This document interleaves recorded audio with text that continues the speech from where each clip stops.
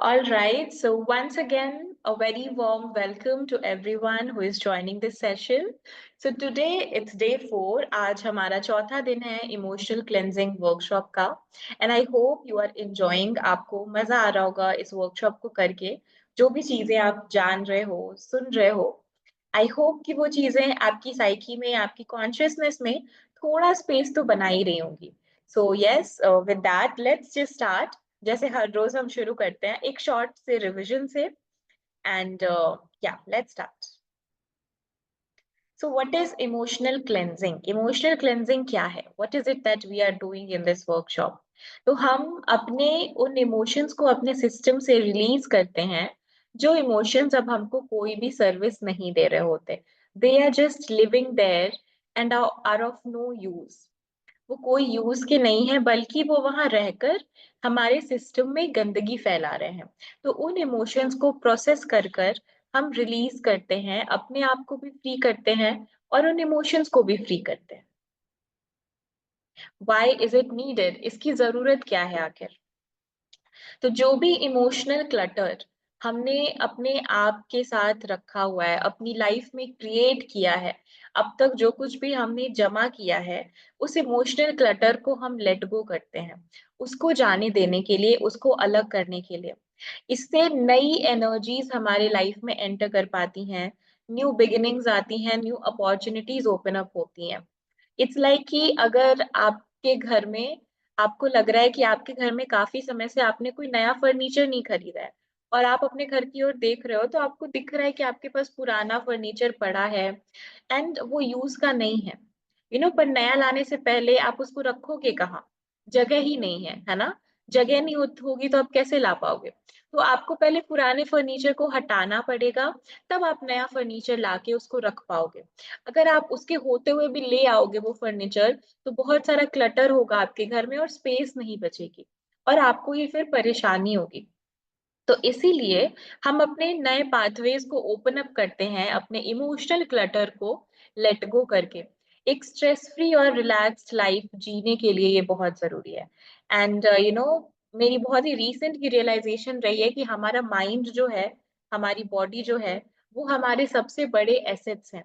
And बाकी सारे materialistic और भी चीजें गेन करने के लालच में हम अपने इन्हीं एसेट्स को ना दांव पे लगा देते हैं, उनका ख्याल नहीं रखते.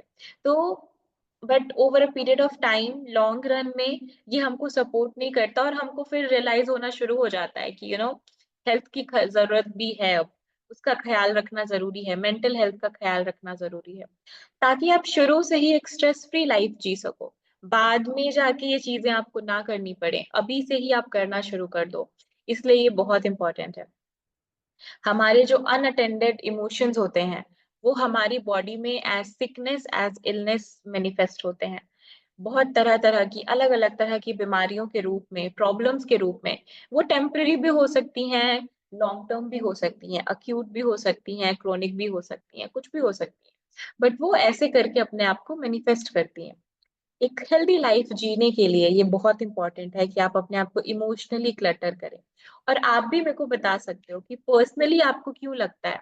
आप खुद भी सोच सकते हो कि आपके लिए क्यों इंपॉर्टेंट होगा अपने इमोशंस को रिलीज करना. जो इमोशंस अब काम के नहीं है उनकी क्लेंजिंग करना आपके लिए क्यों जरूरी हो सकता है, आपको इससे कैसे मदद मिल सकती है personally. Coming again to results you can expect. तो yes, lightness in your body, आपकी जो पास्ट की हॉन्टिंग मेमोरीज हैं वो रिलीज होंगी. आप जो एक्चुअली में अपनी लाइफ में वेलकम करना चाहते हैं वो आप वेलकम कर पाएंगे. आपका पर्सपेक्टिव बढ़ेगा, एक्सपेंशन को महसूस करोगे आप, फ्रीडम को महसूस करोगे आप, बहुत सारा रिलीफ, बहुत सारी क्लैरिटी आप अपनी लाइफ में वेलकम कर पाएंगे. एंड बहुत सारे आपके अपने पर्सनल एक्सपीरियंसेस आपको मिलेंगे ये प्रोसेस करने से.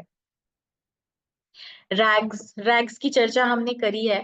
तो हम कौन कौन से इमोशंस के साथ काम कर रहे हैं, उनको प्रोसेस कर रहे हैं? रिग्रेट, एंगर, गिल्ट, ग्रीफ और शेम. तो अब तक हमने रिग्रेट के इमोशन को प्रोसेस किया, एंगर के इमोशन को प्रोसेस किया, कल हमने गिल्ट के इमोशन को प्रोसेस किया और आज बारी है ग्रीफ के इमोशन को प्रोसेस करने की, ऑब्जर्व करने की. तो रिग्रेट की तरफ बढ़ते हैं. थोड़ा सा एक बार फिर से रिग्रेट को समझते हैं कि रिग्रेट क्या है और कैसे हम इसको ऑब्जर्व करें अपनी लाइफ में जब ये बाहर आ रहा हो। To feel sorry that you did something और that you did not do something. किसी चीज का पछतावा होना रिग्रेट है। हमसे ये काम नहीं हो पाया, वो रिग्रेट है। उसी लूप में बैठे रहना, उसके लिए दुखी रहना, ये रिग्रेट है। ये प्रॉब्लम्स है। तो अभी रिग्रेट क्या करेगा, आपको एक ही जगह पकड़े रखता है, आपको आगे बढ़ने से रोकता है। तो इसीलिए रिग्रेट की वजह से जब मूवमेंट की प्रॉब्लम आती है तो आप देखोगे आपके पैरों में, आपकी लोअर बॉडी में भी आपको प्रॉब्लम्स होंगी। आप फ्लेक्सिबल महसूस नहीं करोगे, आपको चलना मुश्किल होगा, आगे बढ़ना मुश्किल लगेगा। क्यों? क्योंकि रिग्रेट का इमोशन आपकी बॉडी में लोअर लोअर पार्ट में मैनिफेस्ट हो रहा है। तो इट्स वेरी इंपॉर्टेंट कि हम अपने विक्टिम माइंडसेट से बाहर आए, जहां पे हमको ये लग रहा है कि अब तो इसके आगे कोई ऑप्शन ही नहीं है, और अपने आप को ओपन अप करें नई अपॉर्चुनिटीज के लिए, नए ऑप्शंस। आगे बढ़ते हैं। आगे बढ़ते बढ़ते हमने डिफेंस मैकेनिज्म के बारे में भी समझा कि ये नेगेटिव इमोशंस पे हम इतना रिएक्ट क्यों कर देते हैं, क्यों हमारी बुद्धि उस समय काम नहीं करती, और हम जो भी एक अननेसेसरी, अनएक्सप्लेन्ड, इलॉजिकल सा बिहेवियर उस मोमेंट पे कर देते हैं। क्योंकि हमारा जो सिस्टम है, हमारी माइंड बॉडी जो है, वो वायर्ड है इस चीज। Over a period of years, जब इवोल्यूशन में हमने वी बिगैन विद सर्वाइवल, हमने सर्वाइवल के साथ अपने जीवन की शुरुआत की।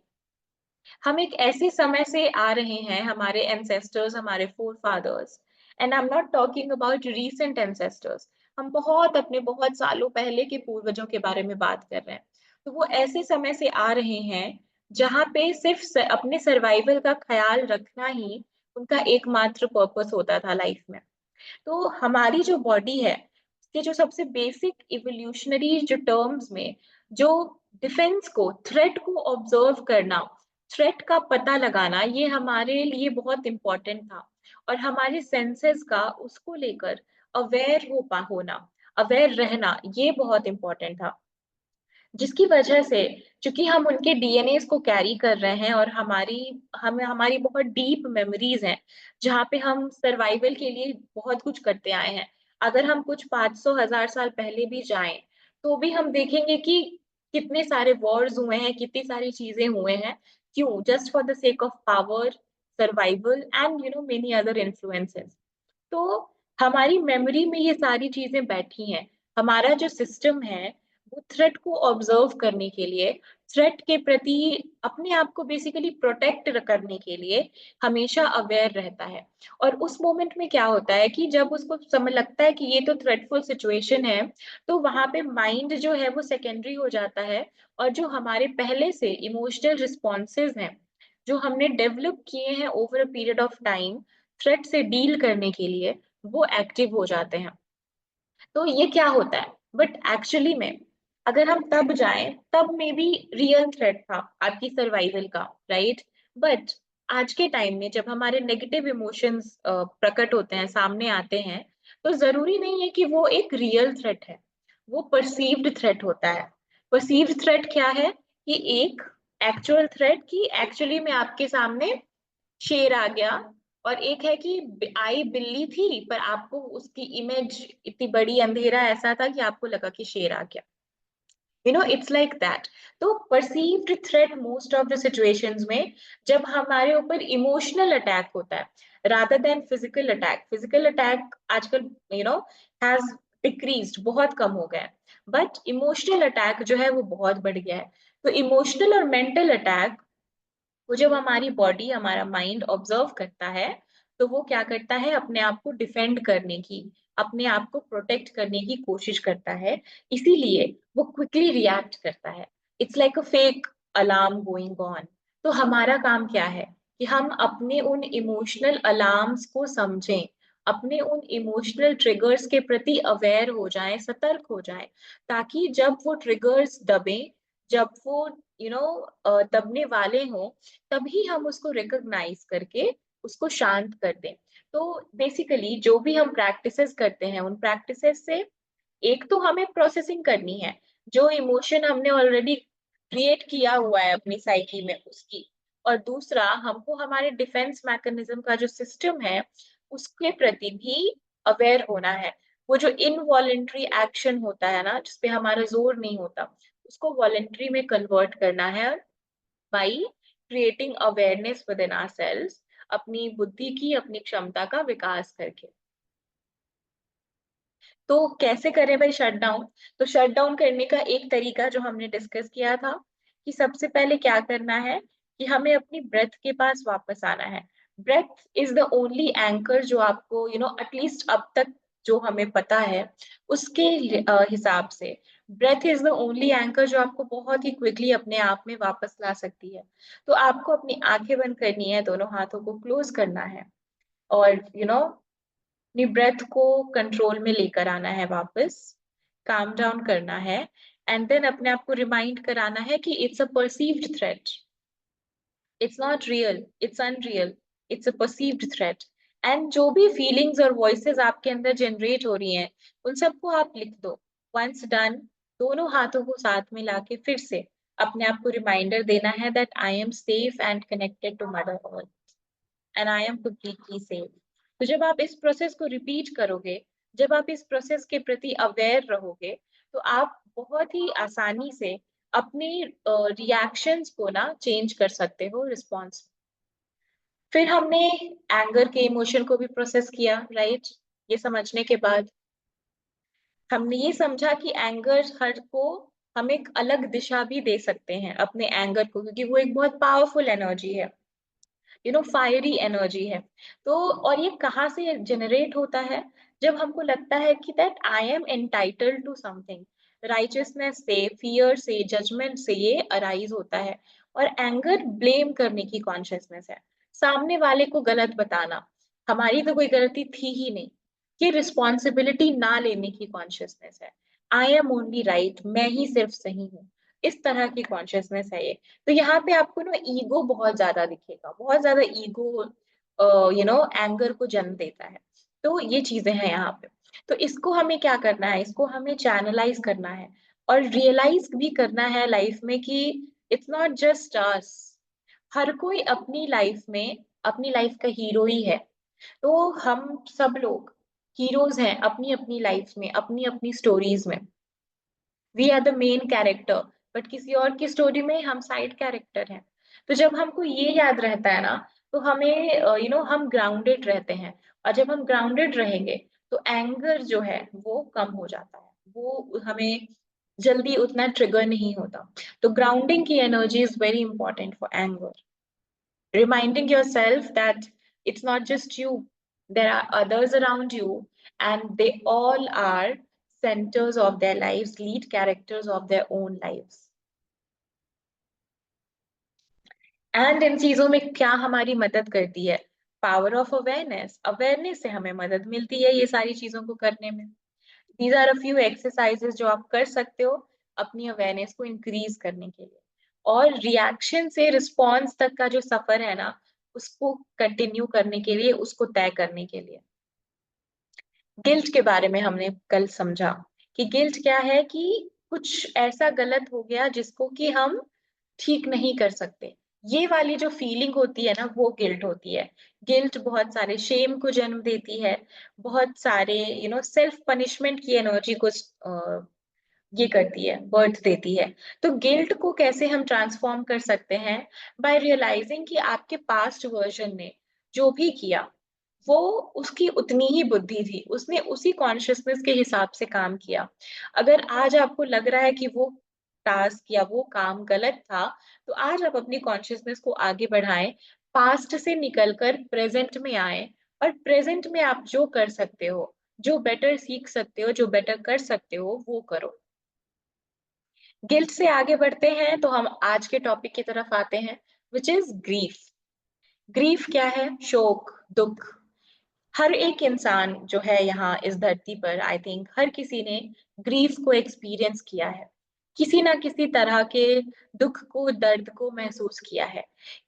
ये रिलेशनशिप का टूटना हो सकता है, रोमांटिक रिलेशनशिप्स का टूटना हो सकता है, फ्रेंडशिप्स का टूटना हो सकता है, अपने फैमिली मेंबर्स, अपने रिश्तेदारों, उनसे जिनके साथ हमारा बहुत जुड़ाव था, उनसे हमारे रिश्ते टूटना, या फिर हमारे किसी क्लोज्ड मेंबर की फैमिली में उनकी डेथ हो जाना।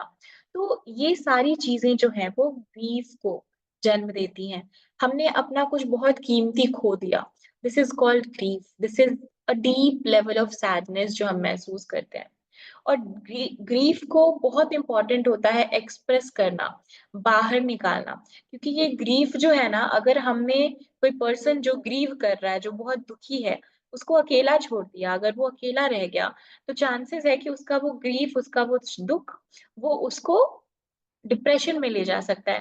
क्योंकि ग्रीफ जो है वो लाइफ के प्रति आपके अंदर जो एक जील होती है जिंदगी जीने की, उसको खत्म करने लगती है, उसको ईट अप करने लगती है। जिंदगी में कुछ मजा नहीं रह गया, ये वाली फीलिंग क्रिएट कर देती है।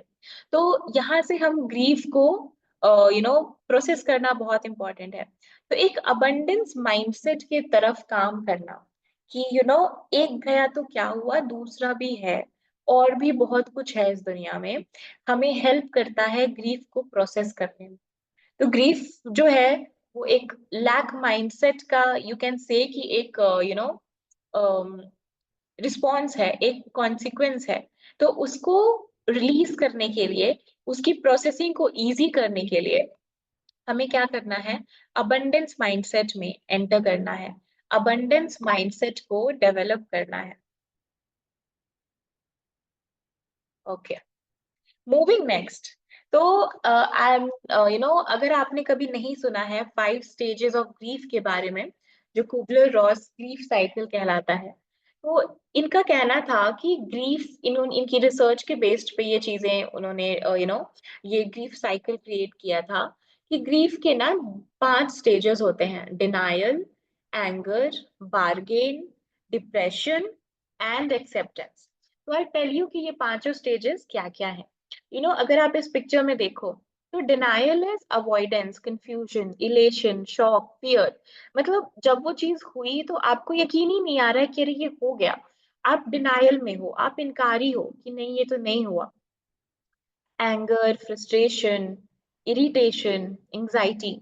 तो अब क्या आ रहा है कि अब कुछ लोग हैं कि वो डिनायल से रिस्पॉन्ड करेंगे in the beginning, and then उनके पास अंदर से गुस्सा आएगा कि ये हुआ कैसे, how can God do something like this, ये कैसे हो सकता है। इस तरह की एनर्जी, फाइट करने की एनर्जी, सच से उनको, उसको ना मानना, उसको बदलने के लिए लड़ना, this is what anger is. Then आता है bargain, struggling to find meaning, reaching out to others, telling one story. तो बार्गेनिंग में क्या होता है कि अब हम ऐसे स्टेज पे पहुंच चुके हैं जहां पे हम हताश हो जाते हैं, एंड वी स्टार्ट थिंकिंग कि अब क्या किया जा सकता है। मतलब we start dealing with God, हम गॉड के साथ बार्गेन करने लगते हैं कि आप ये कर दो तो if you bring a bag, this is what I will do. हम कॉम्प्रोमाइजेस करने के लिए रेडी हो जाते हैं। This is called the bargaining का स्टेज, जहाँ पे हम हर कोशिश करते हैं सामने वाले को मनाने की। ये होता है बार्गेनिंग। देन डिप्रेशन, आपकी बार्गेनिंग ने काम नहीं किया, इट डिडंट वर्क। तो अब आप हताशा में चले जाते हैं लोग कि ओवरवेल्म्ड है, हेल्पलेस, हॉस्टैलिटी, फ्लाइट। तो वो एक इस तरह की स्पेस में चले जाते हैं, दुखी हो जाते हैं, बहुत अंदर तक उस चीज को महसूस करते हैं। And then finally comes acceptance, exploring actions, new plan in place, moving on. तब लास्ट में, एंड में एक्सेप्टेंस आता है कि yes, okay, this has happened, now what is it that I can do now. तो दिस इज द साइकिल।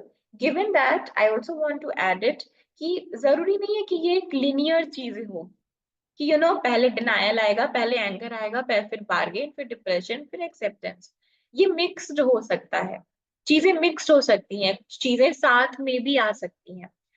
हम ये सब चीजें साथ में ही करते हैं, इकट्ठा ही होती हैं ये धीरे धीरे चीजें स्टेजेस में।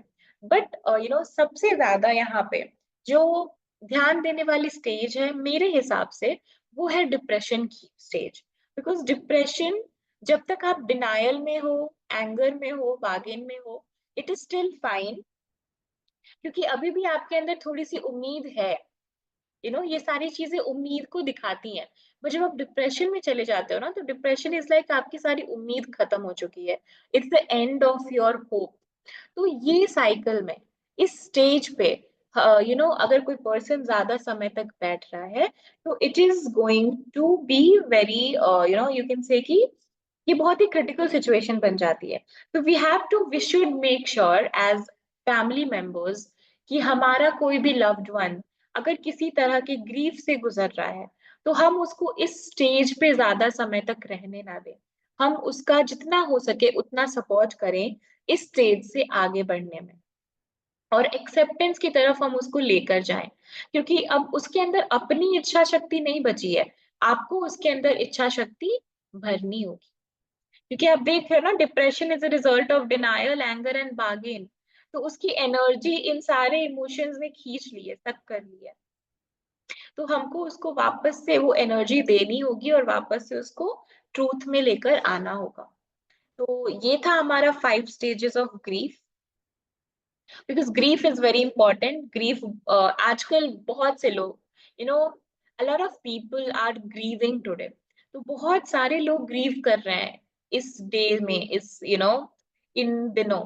तो इट्स वेरी इंपॉर्टेंट कि हम इसको समझें, और जो पर्सन उस इमोशन से गुजर रहा है, रादर देन कि हम उसको जज करें, उसको डांटें, उसको फटकारें, उसको पागल बोले, बेवकूफ बोले, इट्स बेटर दैट कि हम उसको समझने की कोशिश करें और उसको हेल्प करें आगे बढ़ने में, उसको हेल्प करें उस स्टेज से बाहर आने में।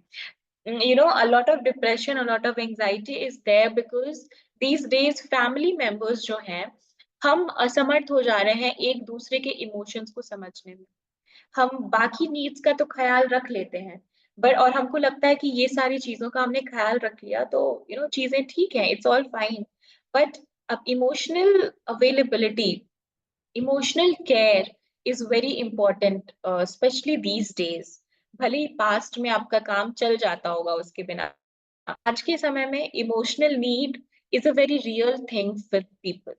सो जितनी जल्दी हम इन चीजों को समझेंगे, उतना ही हम अपनी और अपने चाहने वालों की जिंदगी को आसान कर पाएंगे। So yes, I think this is for today. हमने आज ग्रीफ को डिस्कस किया, रिवाइज किया। आई होप कि ये सारी चीजें आपकी कॉन्शियसनेस में कहीं ना कहीं जगह बना रही होंगी। So thank you so much for staying till this long. And now we will move towards the our meditation. And जो भी हमारे अंदर इमोशंस हैं, जो भी जिस भी चीज को लेकर हम ग्रीव कर रहे हैं, हम कोशिश करेंगे कि हम अपने उस ग्रीफ को, अपने उस दुख को, उसका कुछ हिस्सा ही सही अपने अंदर से निकाल पाए और एक्सेप्टेंस में अपने आप को लेकर आ पाए। So thank you so much, and let's start with the meditation. Maybe before we start, just rub your palms,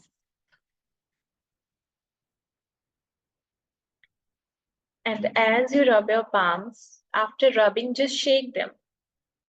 Put, Putting them on the side, just shake them and release all the clutter from today. Shake it out. Bring it out of your system. Beautiful. And maybe if you feel like shaking your head, shaking your lips, your, hands, just keep doing it. The shake will clear some energy around and will open you up for the activity that we are about to do, the meditation that we are about to do. So once you are done, just take a deep, calming breath and relax. And exhale through your mouth. And if you haven't closed your eyes till now, close them now.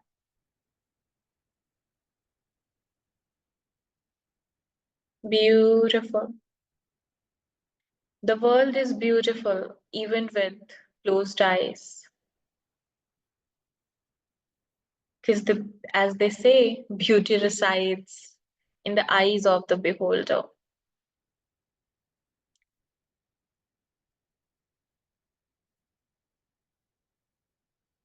So bring your awareness towards your breath. Total awareness towards your breath.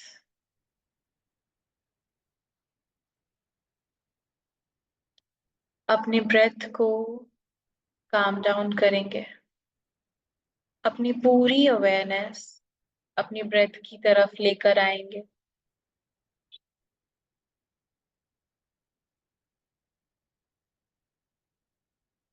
And अपनी body को, अपने mind को permission देंगे कि अगर किसी भी तरह का ग्रीफ, किसी भी तरह की सैडनेस, डिनायल, एंगर, इनजस्टिस की फीलिंग, गिल्ट, रिग्रेट, कोई भी इमोशन अगर हम कैरी कर रहे हैं तो वो हमारे सामने आए, सरफेस पे आए। अपनी बॉडी को, अपने माइंड को हम ये आश्वस्त करना चाहते हैं that we are ready to process it and let it go. We are ready, हम तैयार हैं अपनी लाइफ में नेक्स्ट स्टेज पे जाने के लिए। हम तैयार हैं आगे बढ़ने के लिए। So allow yourself, अपने आप को परमिशन दीजिए ग्रीफ को, सैडनेस को फील करने की। जो भी सिचुएशन आपकी लाइफ में अभी ग्रीफ क्रिएट करती है, सैडनेस क्रिएट करती है, भले ही थोड़ा या ज्यादा, उसको सरफेस होने दीजिए।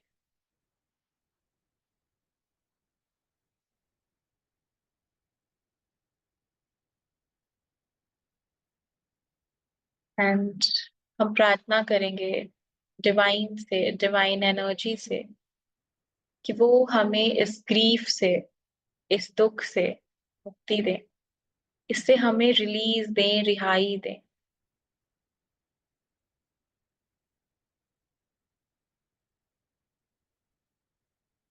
वट एवर इट इज, वो जो कुछ भी है, मेरे एक्सपीरियंसेस, जितने भी प्रमाण मेरे माइंड में, मेरी बॉडी में हैं ग्रीफ से रिलेटेड, जो कुछ भी मेरे अंदर ग्रीफ की वाइब्रेशन, सैडनेस की वाइब्रेशन से कनेक्टेड है, वो मेरे अंदर से जा रहा है। मैं उसको रिलीज करने के लिए, उसको लेट गो करने के लिए पूरी तरह से तैयार हूँ। मैं तैयार हूँ अपनी लाइफ में हैप्पीनेस को वेलकम करने के लिए। मैं तैयार हूँ अपनी लाइफ में अबंडेंस को वेलकम करने के लिए। मैं तैयार हूँ अपनी लाइफ में नए पाथवेज को ओपन करने के लिए। I am ready. मैं तैयार हूँ सच को स्वीकार कर आगे बढ़ने के लिए। जो भी सैडनेस, जो भी ग्रीफ मुझे एक विक्टिम माइंडसेट में रखता है, मैं उसको रिलीज करने को तैयार हूँ और अपने क्रिएटर माइंडसेट में आने को तैयार हूँ। मैं अपनी लाइफ में, अपनी जिंदगी में अपना मन चाहा क्रिएट कर सकती, इजाजत है मुझे, और मेरे पास वो शक्ति भी है। So I choose to let go grief and pain and sadness from within. And I want to remind my body and my mind that once it goes away, हमारी लाइफ और भी अच्छी हो जाएगी। आज जो है हमारी लाइफ में वो उससे कहीं बेहतर है, और जो आने वाला है हमारी लाइफ में वो तो और भी बेहतर है। सो बी रेडी। हमने जो खोया है उससे भी कुछ बहुत प्यारा हमें मिल रहा है, हमें मिलने वाला है, या उसके ही जितना प्यारा और भी कुछ है मेरी जिंदगी में। हमने ये कहते हुए सुना है लोगों को कि कोई किसी की जगह नहीं ले सकता। It's time that we remind ourselves everybody is replaceable. मेरी, आपकी, हर किसी की जगह ली जा सकती है।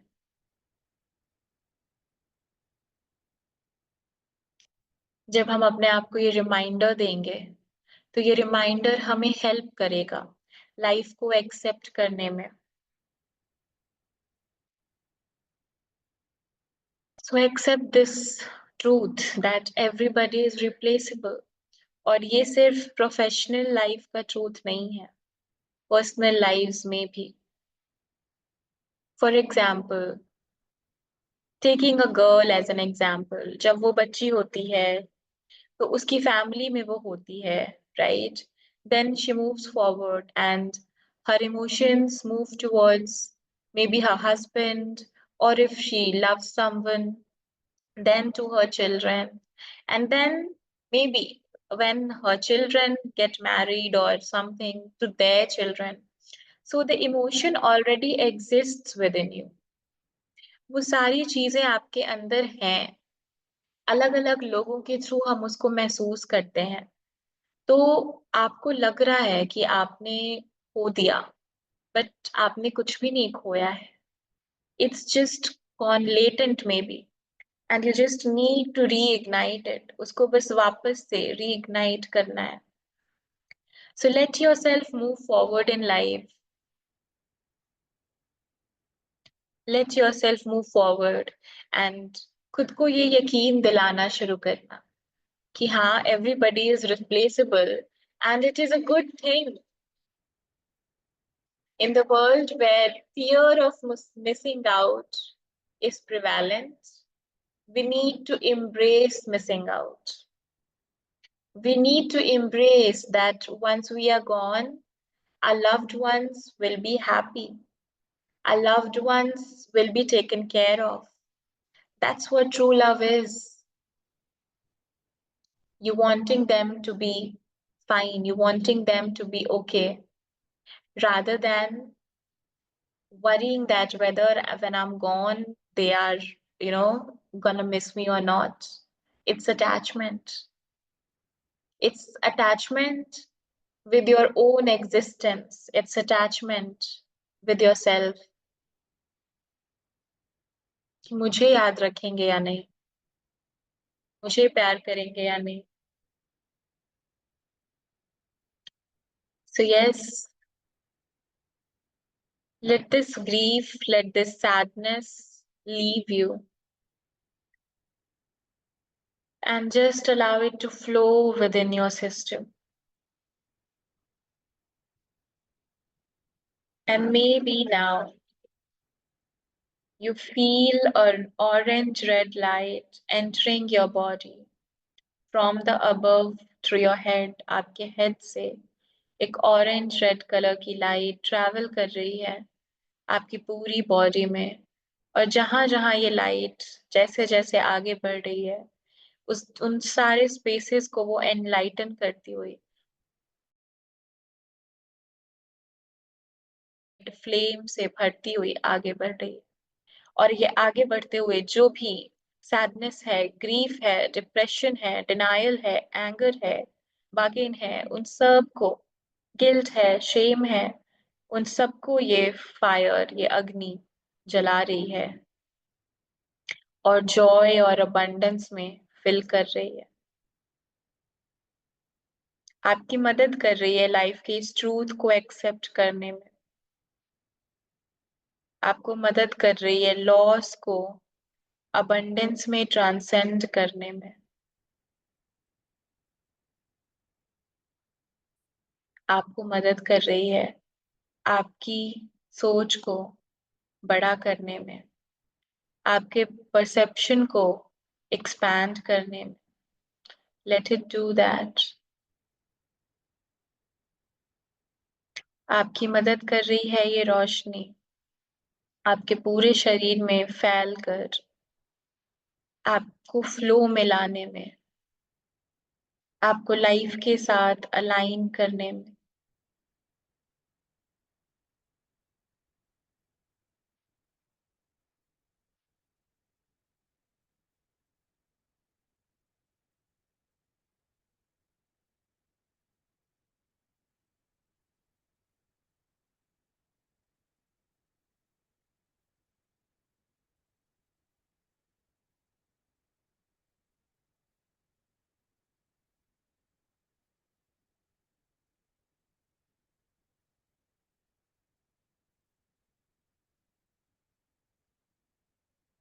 एंड अगर इस प्रोसेस में आपको दर्द महसूस हो किसी भी तरह का, उस दर्द को मूव करने दीजिए अपने अंदर. It's okay.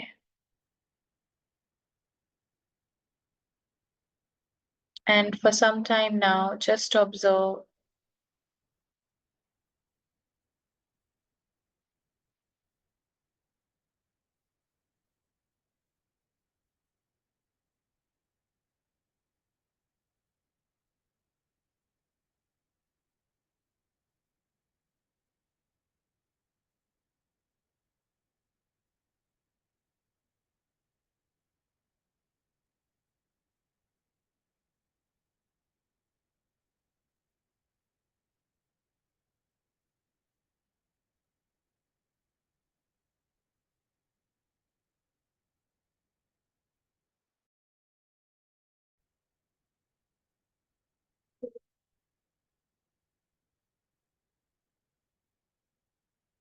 इस ऑरेंज रेड फ्लेम में अपने आप को प्योरिटी की तरफ आगे बढ़ने दीजिए.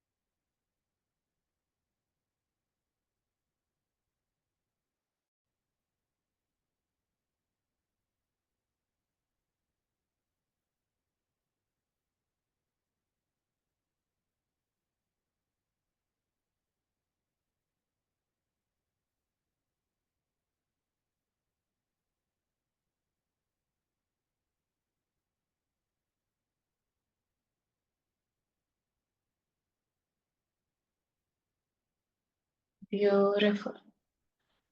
अब धीरे धीरे अपनी अवेयरनेस को हम वापस लाएंगे अपने प्रेजेंट मोमेंट. आप जिस जगह बैठे हो उस चेयर को महसूस करिए. अपने पैरों को, अपने हाथों को, अपने फेस को, सबको वापस से महसूस करिए. अपने सेंसेस में वापस आ जाइए. The 3D reality is calling you back. And अपने हाथों के उंगलियों को, पैरों की उंगलियों को हम विगल करेंगे. बहुत अच्छे. दोनों हाथों को एक साथ रब करेंगे. अब अपनी आंखों पर हम अपने हाथों को ले जाएंगे और जैसे हम कंफर्टेबल महसूस करें अपनी आंखें खोलेंगे और वापस आ जाएंगे present moment. Take your time. It's totally okay. Drink some water. You feel like. Thank you. Thank you so much for this opportunity. Lots of gratitude to you. I hope you found some relief. Thank you.